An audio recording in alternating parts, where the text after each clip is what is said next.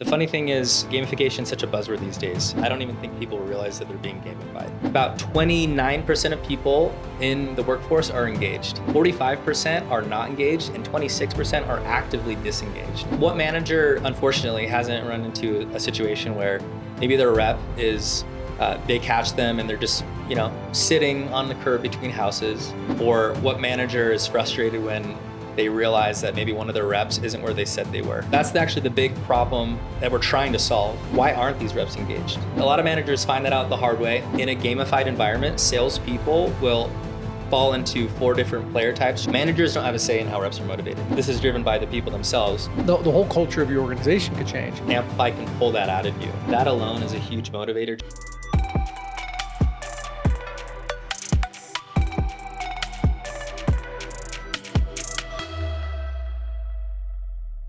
Hey, what up, D2D world? Here with SalesRabbit today. I got Doug Bush talking about SalesRabbit. Doug, in case people were born on Mars and recently came to the United States and in the door-to-door space, why don't you educate us what SalesRabbit is, just for the 1 person out of a million that doesn't know. But tell us what SalesRabbit is. So SalesRabbit is a software for door-to-door sales teams, and we really help a lot of different things. But for the managers, we help them manage their reps, and then for the reps, we help them close. Okay. And now, a little history of SalesRabbit. How long has the actual software been implemented in the door-to-door space? We've been around for a while. I'd say about a decade. Our 11th year anniversary just happened. Okay. Yeah. And then how many subscribe? How many people are using SalesRabbit to knock doors today? Ooh. Now that's a question that I wish I had off the top of my head, but tens of thousands, I would imagine. Yeah. Oh yeah. I mean, we have users. We have we're global, so we're in over 100 different countries, and then the users alone, we have people that go back and forth, but in total, we've had I think over 1 million users. Yeah, cool, very cool. I always see technology in the door-to-door space, and I use this analogy all the time. People probably hate it, but I think it's helpful for people who are learning or listening, that technology in the door-to-door space is much like cell phones were back in the early 90s. Yeah, I think I got blows my kid's mind when I tell them I got my first cell phone at 27, right? And my 9-year-old's rocking an iPhone. But you always, the grass is always greener type of person, right? If you had AT&T, you hated AT&T, and you wanted Verizon because of the dead spot. Mm-hmm. And I know that when I'm driving here to the office, I get to the point of the mountain, I don't make a phone call. It's just a dead spot. Right. In the old days, you used to blame my carrier is awful. I think tech in the door-to-door space is like that, right? So you have people that have used SalesRabbit, left, came back, mm-hmm. right? It happens all the time. People are always looking for something that they like. What do you think your best, and this probably leads us to what we're going to talk about today, Amplify, but outside of Amplify, like the features in SalesRabbit that industry best that you think is kind of that makes you the leader in this space? Well, I think something that was good the way that it worked out for us is we're the ones that created the whole field sales software space. It didn't even exist before we came along. So we did have a head start on that. But then one of the things that we've really set ourselves apart with is, one, because we've been around so long, the infrastructure is just reliable. Like, you talk about dead spots. One of the big things that we pride ourselves in is that our downtime is less than 0.1% now. And obviously there's some growing pains to get there. And maybe in the past that would have been something that we were trying to figure out, when we were a newer company. But now that we're a little bit more established, we have the infrastructure. We're able to do things like offline mode, so there are no dead spots like what you're talking about with carriers. So people can always be using SalesRabbit, and their sales won't be stopped by using us, so that nothing gets in the way and they can do what they do best. Yeah, and that's a great point you just made is growing pains. Somebody asked me today, I was on a consulting call, they asked me about RepCard, right, as a product. And I remember meeting RepCard, must have been 5-6 years ago in Arizona, across the street from the office I was visiting, and where Brad was at the time to where he is now, right? I was working at Vivint at the time, so Vivint wanted me to kind of sit and vet RepCard, and they just wasn't big enough, powerful enough to really to see how they've evolved in 5 years. So anybody that experiences SalesRabbit in year 1 through 5, right? And maybe didn't have the best experience and went to somebody else and is maybe not having the best experience there, but has already crossed off sales rep as an option. They're actually mislooking at how you should be looking at tech in this industry, right? Tech in this industry is evolving, and think about you as a sales manager, you as a leader, or you as a husband, you as a wife, like who you were in year one is probably not the same version of you as in year two. So it's good to hear the story of SalesRabbit, how you evolved.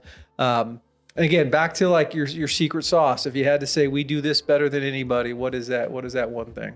We give everybody the tools to close more deals. What we try to do is we help the reps do what they do best, which is sell and close. And there's a lot of things that go into that, but we try to attack it from every single angle, everything from them knocking on the right doors to knowing who's behind the door, the things that are just so crucial to a sale, making sure that it gets off on the right foot, the manager tracking, making sure that the reps are even where they say they are when they're dropping their pins or closing deals. That can all be summed up in just, we help you be as efficient as possible. I mean, we're 9 apps in one at this point. So people know us as, when we first came out, we were the canvassing app. We, who do you go for canvassing? SalesRabbit. Well, that part's not that hard to do, which is, and we'll see competitors pop up now. How many are there now? You have to know. There's a lot. The hard thing is there's always ones that are coming in, and then you'll hear about something that kind of flares up, and then they realize, yeah, like the canvassing side is nice, but that's not actually what keeps people around. Right. It's, can you help me be better at my job while not also getting in my way and by the way that I want to manage my team? So, in short, we just get out of your way, but give you everything you need to help you do what you do best. So I think now, as the company's established a SalesRabbit, it's a race. In this industry, it's a race for that recurring subscription model revenue for a client. And so if you're paying somebody for a knocking app, somebody for proposal tools, somebody for texting, and all these different things, it starts to add up. So it's smart for companies to say, okay, how can we add on ancillary products to our existing customer base so we can provide more value? And it's going to be cheaper if we provide them a secondary or a tertiary product at a lower cost of them getting another one. And so we can maintain happy customers. We can bring in more revenue, and it's a win-win-win for everybody. You, like many others, have now you said 9 apps in one, right? And yep. I remember the first time I started learning about branding, and I learned that Coca-Cola owned whatever that water company is. I can't even think of it. It starts with the D. Dasani. I was like, oh, that's so smart. And then I remember going to Africa in like 2000, and I'm a Diet Coke guy, and I'm like, I can't get Diet Coke anywhere, right? But I can get Red Bull.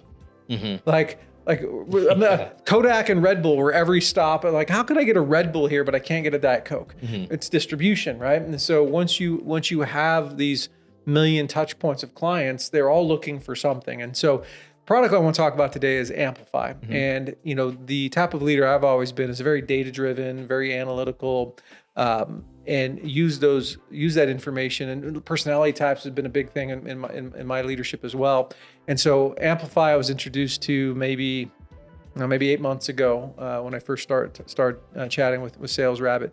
Walk people through, again, if we all know you've heard of SalesRabbit, I really hope you probably should maybe go back to step one if you hadn't heard of SalesRabbit in door-to-door. But Amplify is a product where even your users may not know because they don't open the emails or that you're probably sending them. So what is Amplify, and how is it going to transcend the space? It's a great question. So Amplify is SalesRabbit's gamification platform. And the funny thing is, gamification is such a buzzword these days. I mean, everyone is trying, and everyone is trying to get on the gamification train. And where we're setting ourselves apart is we're not just taking little pieces just to say, oh yeah, us too. We're actually leading the door-to-door space in gamification. Would you say it's, because I've worked at different companies, I've had apps where if my iPhone actually had a button, I'd wear it out, right? Yeah. Refresh. Like anybody who's in door-to-door, whether you're checking your GroupMe or your WhatsApp or you're checking, it's a engagement tool, right? You want people to be engaged with your product, because when they're engaged with your product, revenue, they will sell more, right? Your product becomes more attached to their business. So would you say it's an engagement product? Is that a good way to describe it? 100%. Yeah. 100%. So that's actually the big problem that we're trying to solve is there is an engagement issue, not just with products, but in general in the workforce. So one of the big statistics right now is, I mean, you hear about things ever since COVID really happened, but you hear about terms like quiet quitting and things like that, which is pretty pervasive, not just in sales, but across all industries. Now, about 29% of people in the workforce are engaged. That's great, but a little less than you would have imagined. 45% are not engaged and 26% are actively disengaged. We call it, you said quiet quitting? Yeah. I call it, the worst thing you can have is somebody quit and stay. Yes. Right? Yes. So they have quit, right? But they're staying and doing as little as possible and sometimes as little as possible keeps their job. Yeah. Right. And I mean, what manager unfortunately hasn't run into a situation where maybe their rep is, they catch them and they're just, sitting on the curb between houses, and sure, maybe a little break is fine, but like how long, like, are you going to watch an episode of The Office while you're sitting on your curb, and you have Netflix or Peacock up or something like that?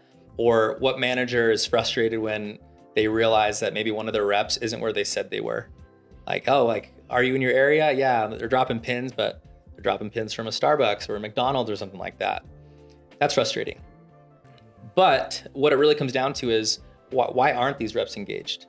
And what gamification does is it drives the behaviors so that people want to be engaged. There's a dozen statistics that I could pull up just what engagement does to the workforce, but you're talking from everything from people that you recruited not staying as long. You're talking about people not ramping as fast when they're selling. You're going over just sales in general. People don't sell as well when they're not engaged or when they're not as happy to be there. In a nutshell, gamification, almost like with the flip of a switch, fixes all of the problems that arise through disengagement. Yeah. So you said a couple key things, reps sitting on the curb or at the gas station or whatnot. Mm-hmm.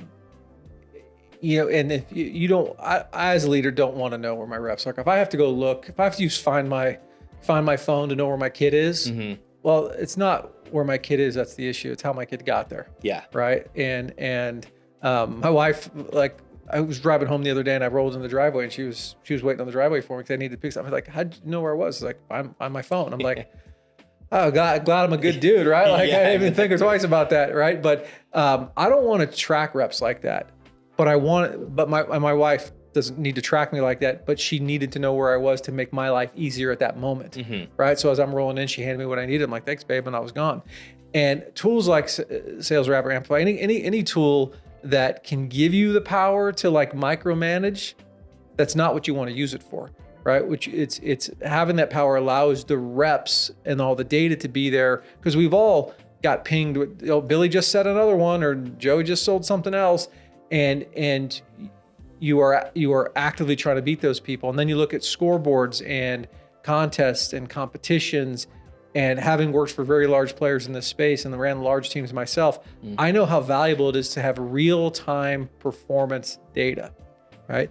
So walk us through maybe how, if I'm running a sales org, how big of a sales team do I need to have to take true advantage of the power of Amplify? And then let's just assume that I'm in a summer sales model or a year-round knocking model. How is this going to help my sales people get more engaged and sell more? Because yes, it gives us the power to know where people are, Mm-hmm. but we'd rather give them the power to know where they are performance-wise. So they want to improve their performance. So they're less likely to go to the curb or less likely to go to the gas station. So how is a sales manager or company going to use Amplify to really drive performance? Okay, this is a big question.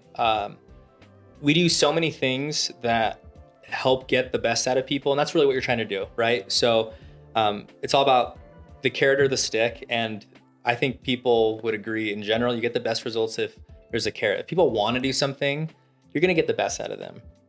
Well, how do we pull those different levers? How do we figure out what people want? And a lot of this comes down to what player are you? What kind of salesperson are you? How do you want to work? Because you could have two people that are really good at sales, but they care about different things and they work very differently. But at the end of the day, what do you grade them on? You grade them on how many deals they sell. Style-wise, very different. And same with their motivations. And that's a big thing that we try to take advantage of is you can't control what motivates people. And I made this mistake too as a manager is you go, okay, well, when I was selling on the doors, this is what motivated me. So of course, when I'm managing my own team, my guys will be motivated in the same things that I was motivated in. Like, of course, like, you know, if I was a top salesman and a heavy hitter, then my heavy hitters would also like this. Well, that's not the way it works. People aren't you. Yeah, people aren't you. And a lot of managers find that out the hard way. They'll do a few things and go, you know, they're kind of scratching their head and going, why didn't that work? That should have worked.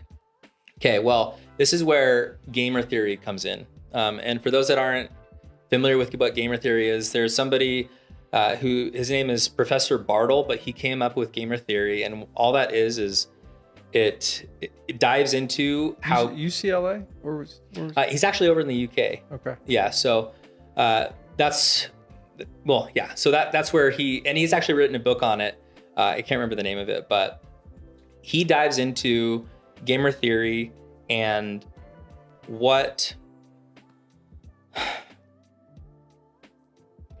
differentiates how players interact with the game. So he goes into video games and things like this, but since everything is gamified, they've actually found that in a gamified environment, salespeople will fall into 4 different player types, just like they would in video games. So you have your achievers, you have your socializers, you have your explorers, and you have your killers. And those are the 4 main player types. Now, depending on your tenure as a salesman, and just like depending on how good you are at video games or how often you play them, you might interact differently with games depending on where you are at in your personal progression. But so just know it's fluid. But the important thing is, depending on what kind of player you are when you play the game, you will interact with that game completely differently, and it'll almost feel like a whole different game entirely based on your personality, even though the game itself is the same, which is very interesting. So what we do at Amplify is we give options for reps to motivate themselves the way that they want to be motivated. Managers don't have a say in how reps are motivated. They can provide things, but at the end of the day, the rep gets to choose. And one of the huge things that Amplify does is, sure, a lot of people that say they gamify things, you have competitions, you have achievements, you have the social feed, things like that. If you only have 1 or 2 of those components, that's great, but you're never going to get the most out of your sales team as just providing options and knowing that each of those options can pull the best out of people. Right. And you know, personality types, this is, you know, honoring people for the type of person they are, right? And, you know, I'm trained in a couple different assessments, and the one I like to talk about is on my best day, like my best, most organized, everything else in my life on pause, I can never love my wife as much as she loves me. It's just not in, like, we've taken the same assessment, and there's degrees of magnitude that you need to understand. And her degree of magnitude in this particular category is 2 degrees different than mine. And the example I use, and I'm going to take this back to Amplify and how you manage people. Once I learned this, so I don't know, probably almost 20 years ago, we were given some money to go work on some personal development.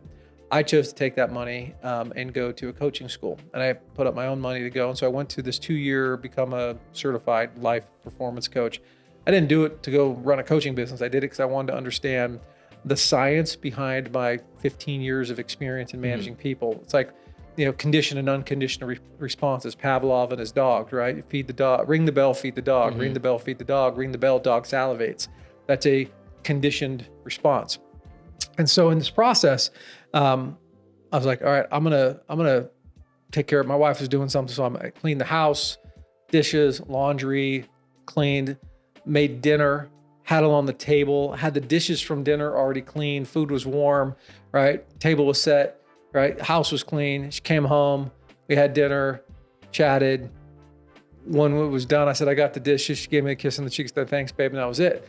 I wanted like fireworks. I wanted bells and whistles. I wanted like, that was the most amazing thing. And it wasn't until the personality assessments that we took that I realized that she does that every day, expecting nothing from me and my kids. And so I was like, wow, I get it now. Like, I get that I just can't, I mean, of course I love my wife, but I don't see it the same way she sees it. And so how that helped me manage salespeople is honoring the killers, right? Honoring people that, I mean, I would imagine those are the people that are sole contributors, heads down, you know, win at all costs, highly competitive. Well, the last thing they're going to want to do is sit in an extra sales meeting or spend time outside the field. So you have to learn how to honor that and motivate those, right? And every one of those categories you described has a similar way to manage them. How does the software, and you said managers don't have a choice in how people are motivated. They're not, right? Like, I am not a killer. Okay. Sam's a killer, right? But, you know, and I've been in this industry long enough to know how to win. I win because I know how to recruit different types of people and how to honor those people, put them in the best place to go win. Where if I'm a killer and I treat everybody killers, they're all going to quit. Yeah. Right. If what was the other three? Achievers, explorers, and socializers. So if I'm an achiever and I treat everybody like achievers, I'm never going to recruit the killers. I have to be able to identify them. So how does the software help people maybe identify who people are? Because then because once you know who they are, I mean, the movie Jerry Maguire. Have you seen this movie? Like, have you ever seen this old movie? I know, but I haven't seen it. Okay, so admittedly, Cuba Gooding Jr., Tom Cruise, and Tom Cruise has got to hype up Cuba Gooding Jr. It's basically honoring his personality type. He's like, you go across the middle, you take the hit, right? And he's basically pumping it up, and Cuba Gooding's like, yeah, give it. That is basically what the software does. Is it finds out who they are and then hypes them up. So walk us through kind of. That's a long monologue for this question, but I'm going to stay on this, is how does the software identify what type of individuals people are? And then how does the software help you manage them? And then how does the software help managers manage people, right? Because the software can manage people, but so let's start with, how does the software identify the type of personalities? So there's two parts to this answer is, there's actually a test you can take and you can figure out what your Bartle player type is. So we actually have that, even if you don't use Amplify, we actually have that on SalesRabbit's website. So if you guys, Bartle player type. So you can find that. And if you go to SalesRabbit's website, even if you don't have Amplify or SalesRabbit yet, you can still figure out what your player type is. So anybody can take that for free. I think it's a series of like this or that, like 30 questions, but you can do it in 5 minutes. Then it'll tell you what kind of person you are. Now, the interesting thing is you can take this months apart. Like, for example, when I first started knocking doors, it was my first time ever. I wasn't good at it. Like, as many people that first start knocking doors are, or sales in general, it takes some time. So as I'm ramping, maybe at the beginning, I was probably more of a socializer. I cared more about if I got a little win, I just wanted that to show up on the feed just so people knew like, oh yeah, Doug's doing stuff, you know? And then as I got a little bit more experience, maybe I started caring more about my achievements. So I became more of an achiever. And then towards the end, when I was one of the heavy hitters and I was going to be the best on the team, then I was more of a killer. And at that point, I cared more about the leaderboards. I cared more about being on top, making sure that people knew that I was number one. But maybe not for the same reasons. Yeah. Meaning you became a killer, but you got but the recognition is what drove you. And that's a great point too. Yeah. And I think, and it's not like everyone's only this or only that. I mean, you could get, like, if you're, 51% killer, it says you're killer, but in the background, it knows like, yeah, you are also like, you have a lot of achiever in you too, and things like that. So I agree with you. I think there's a lot of core personality drivers that just stay there permanently, but it is interesting to see that as you progress in your sales career, you can take the test again and be like, I actually care about this a little bit more now, and it is interesting because Amplify can pull that out of you. One of the things that we do is we do competitions, and everyone does competitions.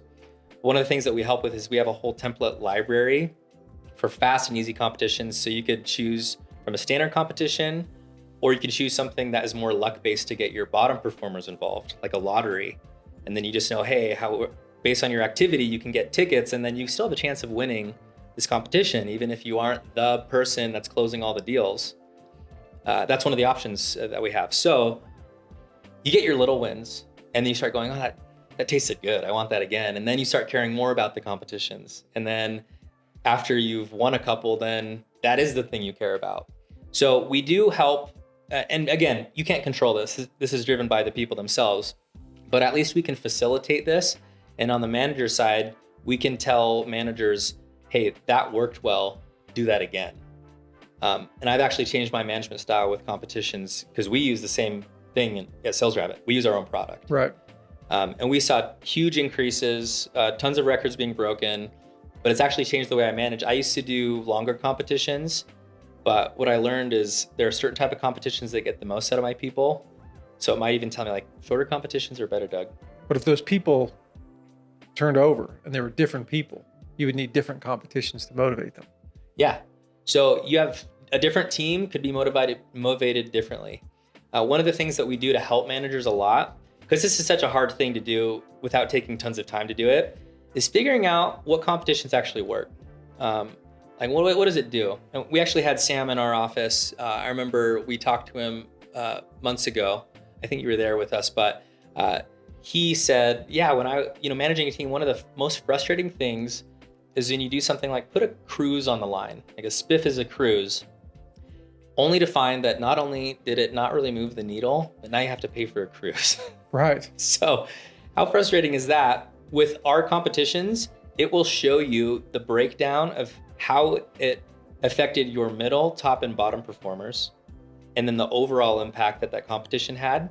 And you can do that for any competition so that you know, oh, this one's worth repeating, or heck no, I'm not going to do that one again. So you just said something that's super important. Like if you put a contest up for me and it takes me away from my family, I am not going to try to win. Mm-hmm. Now, the same contest 30 years ago, I'm going through a brick wall for.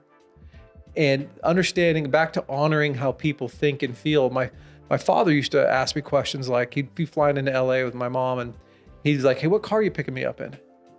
And I was busy, I was young. I'm like, why does that matter? Like, I don't know. Like, and I get annoyed by it. And so finally one day I said, Dad, why do you always ask me what car I'm gonna pick you up in? He's like, well, if you pick me up in the convertible, I'm gonna pack different suitcases than if you're picking me up in your truck. I was like, oh my God, I don't even think about that, right? Yeah. But that's how my dad is wired as a personality type. And so my oldest son right now, we have family calendar, so he has access to everything. But he'll ask me questions like, what's next today? And I'm thinking it's in the calendar. It's like, how long? He is so much like my dad that he needs to know for planning purposes or just to relieve anxiety so he knows how his day unfolds. And what you're talking about is I can go forever into personality types. So I'm glad we're talking about Amplify. It's such a powerful tool to know, because if you're as a manager and you're blind, and let's say your lead salesperson is a certain type of individual, and so a lot of the contests are being led by that individual, and other people change around it, and all of a sudden that person is not there, and a different type of personality type is your new top salesperson, because anybody can be a top salesperson. Doesn't matter what their personality type is. The whole culture of your organization could change because they tend to follow the leader. So you talked when we were out at SalesRabbit, you talked about learning different contests for different people, and so you can have one contest for the whole group, but you can also then set up individual contests for the different types of personality types. Is that correct? There's a lot of ways you can skin the cat. I usually do team competitions. You can do different types of team competitions, but one of the things that is nice is we actually let reps choose if they want to do throwdowns or battles themselves. But then you can, if you want to, you can break up teams and choose who's on what team and do it that way as well. Yeah. So I'm going to throw some controversy into podcasts for anybody who's listening here. Are you a basketball guy at all? I love basketball. Okay. All right. I'm a Lakers guy though. Okay. Well, that's fine. Yeah. So let's go GOAT conversation. Okay. And now if you want to, you can use Kobe or Jordan or LeBron, but like pick your GOAT and tell me why. This question of all questions, this is the hard thing for me. It depends on how you grade the GOAT conversation. Yeah, I won't. I'm not. I could care less. Couldn't care less. But here's what I do know. Michael and LeBron are different personality types. Completely. So if you put Michael Jordan's personality type in LeBron James, that killer mentality, there's no doubt. Like with his physical size, his length of his career, the way he took care of his body, right? It's just the skill set is there, but what is the personality type driving the machine? He just cares about different things in the battle. They all care about winning, but there's just a different personality type at the finish of the rim. And so once you get some education in personality types, you can look at Kobe and you can look at Michael Jordan and go, they're killers. Totally. And you look at LeBron and he's probably an achiever. I don't know that yours as well, but in my mind, I'm like, he would be in this category here. And you could be very, very successful, but you were a people leader first, and you have the ability to perform. Where without a doubt, like if you give the machete or whatever tool to the killer, and they're going to go through the jungle. And so that to me is when people debate like the greatest ever, I'm like, it don't matter. What really matters is do you understand why they're good at what they do. And if you could put a different personality type, that's what people say, man, if I was 6'6", right? No, because you don't have the other stuff that it takes. How does, so you get that obviously from using personality types to manage your salespeople. How do you, with that knowledge then, how do you run maybe outside the digital world? How do you run your one-on-ones with your sales team, knowing their personality type, knowing how they're performing, knowing they fit into one category, them knowing that you know what category then also is important so you can honor them. So how do you run your one-on-ones differently as a leader, knowing those things? This is the big question for managers is like, how come what I did for one person wasn't working for another guy? And then once you figure out what motivates them, it's almost like you have a different rep entirely. We actually help with this exact same problem at SalesRabbit through Amplify. We actually have a whole module based on coaching. It does a few things. One of the things is it makes so that there's just a check-in and you can fill out certain questions and things like that. So going into the coaching session, you get a few things out of the way, like, hey, how confident are you pacing towards your target? Like, how are you feeling about everything? How are you doing? And you can configure it so the rep has to answer those before it even begins.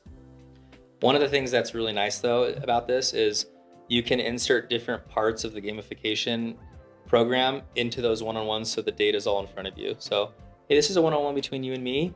Let's look at your scorecard here. Let's see how you're doing in these areas. I'm going to pull another thing. This is all about you. Let's just dive down and look at this. One of the things that is hard as a manager, and especially for new managers, is trying to figure out what activities they can do that will lead to a change. Like, it's easy to sit down with a guy and, kind of shoot the breeze and, hey, how's it going? Oh, yeah, well, you're tired? Yeah, door to door is kind of like that. That's pretty easy to do. But how do you actually help them get back on their feet? How do you help them overcome problems? What we help on a coaching aspect is helping the manager and the rep pinpoint exactly where they can get the biggest lift the fastest. And that's something that we are able to facilitate. And outside of player types, you can manage and have different scorecards for different player types. That's totally an option. But just the data alone and having a place where you guys can put your heads together and go, this is what it looks like. Let's talk about this. That's really helpful. So you think about like running a sales team. If you put a killer in charge of like the weekly team activity, and we're like, oh my God, right? And they're going to sell less. But if you put the right personality type in front of that, in charge of that, they'd sell more. Yeah. Right. To do that. And so, I did a consulting gig with a buddy, good friend of mine. He had me come out and assess his entire staff. And I usually give them the assessment. I don't meet them, so I don't know who their names are. So I walk in with the assessment results on the screen, and I just cold read the room, and I pick somebody up. They all know. I said, don't tell me who these people are. Let me tell you what I know about them from these assessments. And everybody always starts laughing, right? Because it's just so obvious. And this one particular comes in mind is like, okay, this person here absolutely despises spreadsheets. Like if she had to look at data, blah, blah, blah, she'd quit her job. And I'm like, who's this person? She raises her hand. And I said, what do you do here? She's like, I produce all the reports for the CEO. And I'm like, okay, so why haven't you quit? Right? And she's like, well, I love the people here, right? I love the community. I love this, that, and the other thing. Well, clearly they repurposed her, right? Got her out of it. She hated doing her job, but she stayed for other reasons. And then I'm like, okay, this person walks into the office every day on a Monday and sits down and asks you about your weekend, but not just like, how was your weekend? Like 10, 15, 20 minutes, you're like, I'm still talking to them. Like, they really, truly care about your weekend. And this person walks in and comes in and goes, what was the sales results over the weekend, right? And I'm like, okay, who is this person, right? And CEO raises their hand and sits and has a conversation, and like, who's this person? They're like the co-founder. I'm like, oh, so you guys are exactly the opposite. And everybody starts laughing because, and so what it does is it makes people comfortable. Like, why doesn't my boss ask me about my weekend? Oh, personality's not driven that way. He wants to just get to the point, right? Where this person spends time, because that's how they honor themselves. And once you understand how people operate, like I had a boss once that as soon as I pegged him on what type of personality he is, I knew the last thing I wanted to do was get in a 15-minute conversation or a 10-minute phone call. So every one of my phone calls was like, hey man, I need 30 seconds. Can I get 30 seconds? Yes. I'd ask. I didn't shoot around. I didn't ask anything other than the one question I wanted. And that conversation usually took longer. But if I called somebody else and I said, hey, can I get 30 seconds? I'd almost dishonor him because he'd want to be on the phone for 20 minutes. Right. And so this is really, truly an amazing tool. Now, and then what, of course, SalesRabbit has done is it has tied these personality types into performance data. So examples, if you have any, of people who are using SalesRabbit as a knocking tool to collect data and then putting that into Amplify to drive higher performance of knocks and sales. Walk us through kind of what that looks like. How would somebody use the two tools together? Well, the good news is everything that you do in SalesRabbit just magically appears in Amplify. So from an analytics standpoint. Does everybody who has SalesRabbit get Amplify, or you have to go in and kind of check a box? So now we don't even delineate between the two. Now, if you were to buy SalesRabbit starting like just today, it comes with Amplify. So you'd have it embedded into your programs. So if you is there different versions of setting that up? Is it like out of the box version? Is there a customized version? And then is there like super version or? Yeah, there are levels of customizability. A lot of them just unlocks like different ways to use the tool, like certain features and things like that. But the good news is the dashboards, everybody gets that. So as far as the data, like if you put something in SalesRabbit, the data is going to automatically flow right into Amplify. And we have a pretty easy to use, but also very robust analytics tool in Amplify. So everything from dashboards to scorecards, and think of scorecards as like a report card. Like you want a 4.0 at the end of your semester, but you have 6 different classes to get that. How am I doing in each of my classes? And that's what scorecards are, but for your sales statistics. So we help with that. We help with comparisons. We have roll-ups. We help managers figure out how are each of my teams pacing into my departments, into my overall company. You have people that can compare how much activity they're doing, leaderboards. You name it, there's a really good chance that we are already doing it. And I actually lost track of your question, but all I will say is dashboards, just having the data in front of you and being able to visualize it. Some player types latch onto that so quickly, and that alone is a huge motivator, just knowing, oh, I can do better yesterday if I just knock this many more doors. And just having that in front of you in real time is huge for sales teams. Yeah, every sales leader is different on what you want to run your team, right? Some people would rather, have a messaging tool. Some people would rather have the analytics. Some people, and that's what the trade-off you have to make as a business owner or a sales manager is your primary product. What are you paying for? Is what you get, and then what are the other suite of services those products offer? And I think, SalesRabbit is obviously, if you're talking about actors, right, an A-list product in this space. And how long have you had Amplify as part of the suite? We've had Amplify and have started integrating for almost a year now. Right. Yeah. So we're still in the infant stages, right? Oh, 100%. Yeah, and it's interesting. You were asking about out-of-the-box things. We're still working to try to just make it as easy as possible. So we're doing a lot of the legwork off the bat. But if you are a new manager that's using this, there's so much to it. I mean, even for example, like gamification is so ingrained in what we do every day now that I don't even think people realize that they're being gamified. Like when Facebook came out with the like you can like a comment. What social media doesn't have likes these days? And yet that was such a big thing.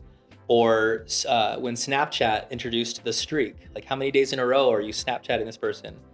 Now, what doesn't have streaks? You have streaks in, you can find badges even, which we have, achievements like this many hours total. I'm so glad I'm old, because I get caught up in it, but I, like when you talk about badges, like I don't care about badge, right? I'm so glad that was my first thought. I did get, Delta got me for a while. I did take a flight once just to make sure I had diamond status one year. I'm like, did I really just fly to Texas? Had lunch with Dave Holker. I flew to Texas to have lunch with Dave Holker, so I get that one extra flight so I could have diamond. Did they really get me? Yeah, they got me. Yeah. But I don't know if it was for the badge as much as it was for the free upgrades. But I am so glad that I am not a badge person. But boy, my kids, like you're right, the world is gamified, and I have to adjust to the world. The world's not going to adjust to me. Yeah. All right, probably up on time here. So let's talk. Obviously, if people, one of the benefits of being a preferred partner with Door-to-Door Experts, which SalesRabbit is, and SalesRabbit, I believe, was the very, very first sponsor for Door-to-Door Con 1, and is the longest partner that Sam has had with the Door-to-Door Experts. So everybody obviously knows who you are. But one of the benefits of being with us is people in our network get faster, quicker, better access. And I have people text me all the time and say, hey, I'm having a little challenge, and I'll just send a message over, knowing that, we're a really good source of future clients for anybody that we bring into our business. So I'm going to leverage that, right? So how do people get a hold of you? How do people get a hold of you directly if they want to learn about Amplify? I don't want to go into your sales team, right? The first conversation, first message to you, and you can obviously pass them off, but I want you to know the reach this podcast has. So how do people get a hold of you and SalesRabbit to learn more about Amplify? I would say I'm very involved with like LinkedIn. So feel free to reach out to me on LinkedIn, request me. I'm pretty liberal when it comes to accepting people that want to connect with me. And if you want to talk shop, especially when there's a message that says, can you tell me a little bit about Amplify? I'm for sure they're going to get the yes on the accept. Yeah, exactly. I mean, Amplify is something that I am so committed to because I've seen the results of what it's done for my team personally. Like when we first started using this for my team, we saw 3 records. I mean, we're inside sales, so we don't do knocks, we do dials. But we saw that the all-time record for dials in a day broken 3 times in the first 2 weeks of using this. I mean, it's crazy stuff like that. Like I've seen the results. So we could have a whole nother conversation about limiting beliefs and what totally what this does. Yeah. So what I will say, if you do want some tips or tricks or just general questions about, hey, how do I gamify this? We are doing a lot of things on our team right now. I'm very open. If you want to LinkedIn me, my name's Doug Bush. Send me a message. I'm happy to respond to those. And then if you want to see how we can help facilitate that, then obviously SalesRabbit and Amplify can help you get there. Now, to save everybody some time here, if you really want to just learn about Amplify, probably just go to the website, SalesRabbit, and ask a demo, right? Probably faster that way. If you do want to talk to Doug about anything higher level, feel free to reach out to him on LinkedIn. Dude, I'm super glad you guys came in today. Normally when we meet, it's whether I'm at SalesRabbit, it's always like the day that we have food, and we have food for you guys today. Shout out to my 11-year-old Cooper, who is in the last day of a weight cut for football. So I promised today I wouldn't eat. Because he doesn't get to eat until 7. So he and I are having In-N-Out tonight after weigh-ins. So I don't get to eat with you guys today, but I'm glad you came in. I'm glad we got this podcast done, and I really hope that, last thing I'll say to the world out there, door to door, right? There is no magic pill. There is no matrix pill that you take and you get all the answers. You have to trust companies. Now, SalesRabbit, in my opinion, is an industry leader in the knocking platform, and they're one of the first in the space to learn how to gamify. And I can flash back to like 10 years ago, sitting at Vivint, trying to figure out how to put a TV screen in every office with a live leaderboard, like basically how to gamify the experience of the summer sales model. And obviously, Amplify is a product that, if it was 10 years ago, would be every summer sales team has a TV up on their wall when they're retraining. If that TV had a live reporting constantly of the current team, I mean, it would just drive the needle so much. So I'm a huge fan of Amplify. I can't wait to see what happens like 5, 7, 8 years from now when we look back at this and we're like, we were at the infant stages, right? And so there's going to be growing pains in that process. And so don't expect something to revolutionize your business, because you're the one that has to revolutionize your business. So I think, Doug, for coming in, thanks SalesRabbit Amplify, and we'll see you guys on the streets.